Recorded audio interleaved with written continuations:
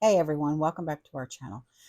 If you're new here, please subscribe. I'd really love that. If you're returning, how you doing? We're going to talk about something serious right now, okay? And this affects a lot of us, okay?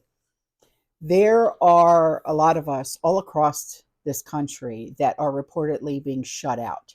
We're being shut out from shopping at stores, going to restaurants and other businesses because these establishments are now refusing to take cash, bills, change, whatever, as payment.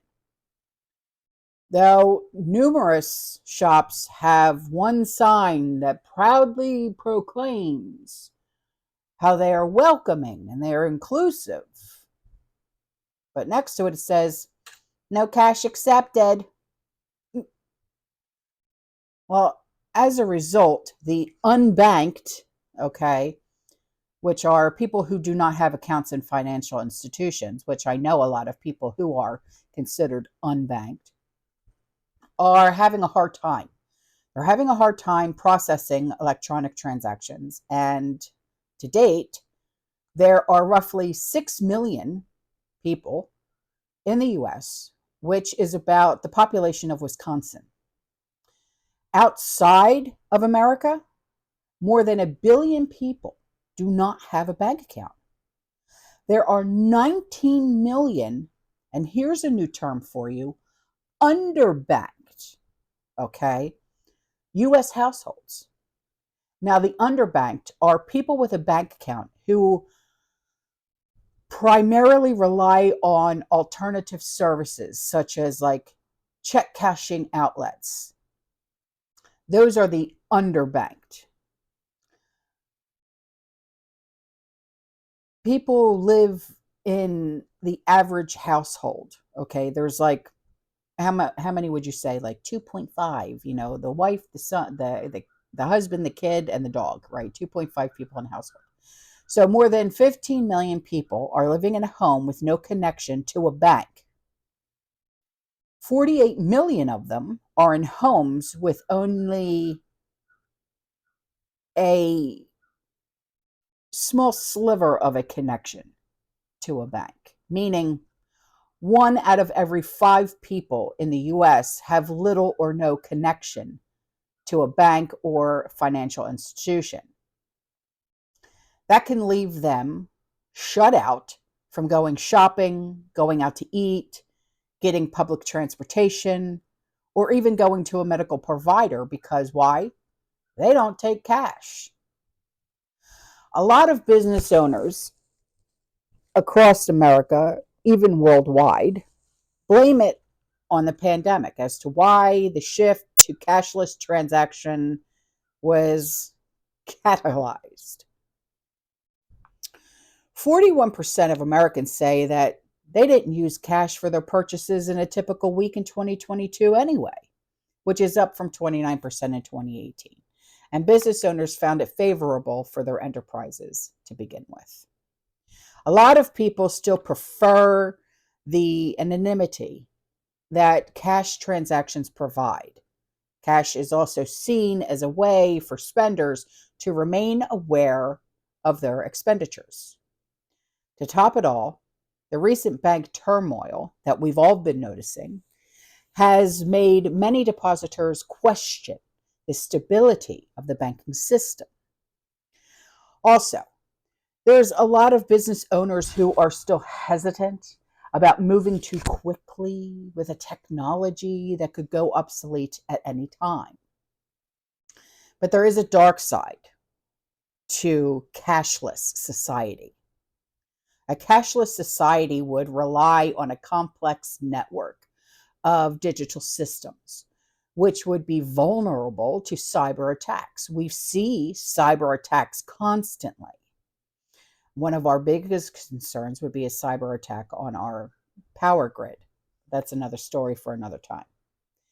If these systems were to be hacked, it could have a devastating impact on the economy. Privacy is the third challenge that is raised, and cash can be exchanged anonymously, leaving no digital trail at all whatsoever. So, why shouldn't the US or any country go cashless? Well, a cashless society would also leave people more susceptible to economic failure on an individual basis. If a hacker, bureaucratic error, natural disaster shuts a consumer out of their account, the lack of cash option would leave them with very few alternatives. And you might be thinking, well, wait. Don't we already kind of live in a cashless society now? Well, you're not wrong. Cash is still king, but because of the convenience factor, a lot of people still choose to make their everyday purchases with either a credit card or a debit card, or through apps like Apple Pay or whatever the case may be. If you really think about it, unless you're a hardcore stickler for using tried and true envelope systems, when was the last time you actually pulled a wad of cash out of your pocket to pay for anything? Think about it. Do you actually walk around with a wad of cash in your pocket or in your purse? I know I don't. Why? Because I can tell you, first forehand, right here, I've been mugged. So why the flip would I take that chance of walking around with $100 in my pocket, knowing that some jack come around? Okay? So no, I don't. So, but a true cashless society is way different than that. It's a world where cash does not exist at all in any physical form. No one is paid under the table. Every transaction you make is traceable. A cashless society runs totally on a government-backed digital currency. And while no societies are 100% cashless at this very moment, some countries like Sweden and China appear to be headed that way. But be careful. Be careful not to confuse electronic currency with digital currency. If you look at your bank account balance right now, okay, like if you have the app on your phone, like if I were to pull up, okay, my app, because I'm through a credit union. If I were to look at the app and I look at my account balance, you'll see a number that represents the electronic currency that can be withdrawn at any time for actual dollars, right? And you probably even get your paycheck through an electronic transfer, which a lot of us do. And that shows up in what? In your bank account. The difference between electronic currency and digital currency is that digital currency cannot ever be withdrawn for physical cash. So, for a cashless society to actually be cashless, like 100%, it needs a government-backed digital currency that needs to be a legal tender, otherwise known as CBDC. I've talked about CBDC in length for a long time. Have you ever looked at the fine print on a dollar bill? If I had a dollar bill, I'd take it out, but I don't. But it says, this note is legal tender for all debts, public and private. CBDCs are legal tender that can be spent pretty much like cash, but you can't put that under your mattress like our grandparents used to do. Okay? You can't mail that to your grandchildren in a birthday card for their birthday. All right? And look, don't feel like you're going to be causing the downfall of America because you're not using cash. I mean, seriously, as long as you have money in the bank, your debit card is going to be okay. It's going to work. But at the end of the day, whatever kind of payment you want to use, whether it's debit, mobile, wallet, cash, credit, just make sure that you have budgeted for that first.